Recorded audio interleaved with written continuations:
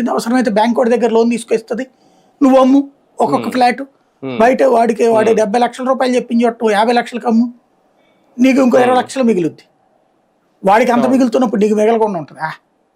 Real estate వ్యాపారం నువ్వు చేయి, అప్పుడు ఆటోమేటిక్గా సాధారణ ప్రజలకు అందుబాటు ధరలోకి వస్తుంది కదా. ప్రభుత్వమే తక్కువ ధరకిస్తే నువ్వు ఒక అమరావతిలోనే 1.5 లక్షలు, 1,20 లక్షలు, 1,30 లక్షలు పెట్టారు.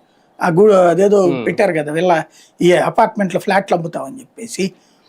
మరి దానికే అంతంత పెడితే అమరావతిలోనే ఇంకా డెవలప్ కానటువంటి ఏరియా అవుతుంది అనుకునేటటువంటి ఏరియాలోనే 1,20 లక్షలు, 1,30 లక్షల రూపాయలు ఒక్కొక్క ఫ్లాట్కి రేటు పెట్టిన వాళ్ళు అక్కడ ₹1,00,00,000 ఎకరానికి ఎట్లా ఇస్తారు అసలు? ₹1,00,00,000 50 లక్షల రూపాయలకు వైజాగ్ లాంటి చోట్ల అదే ఇచ్చేటట్టయితే అందరు బిల్డర్లకు ఇచ్చేయచ్చు కదా. తలకో 50 ఎకరాలు, తలకో 100 ఎకరాలు ఇస్తే దర్జాగా అందరూ కడతారు. వాళ్ళకు రేట్ ఫిక్స్ చేయండి, ఇంతకు మించి విల్ల అమ్మకూడదు, ఇంతకు మించి అపార్ట్మెంట్లో ఫ్లాట్ అమ్మకూడదని. ఆ విధంగా మధ్యతరగతి బాగుపడతారు. ఎట్లాగో మనం హౌసింగ్ బోర్డు సొసైటీలు ఉండే ఇదివరకు తక్కువ రేటుకి ఇచ్చేవాళ్ళు. 40,000, 50,000 రూపాయలకి ఒకప్పుడు భవానీపురంలో విజయవాడలో హౌసింగ్ బోర్డు కాలనీలో ఫ్లాట్ ఎంఐజీలు అమ్మారు. ఆ తర్వాత ఇది ఎల్ఐజీలు, ఎంఐజీలు వచ్చాడు 1,20,000 రూపాయలకి అమ్మారు.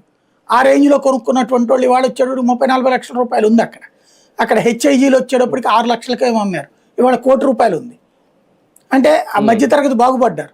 అందులో మొదట డౌన్ పేమెంట్ 10% కట్టించుకుని మిగతాది నెలవారీగా కట్టించుకునేవాళ్ళు.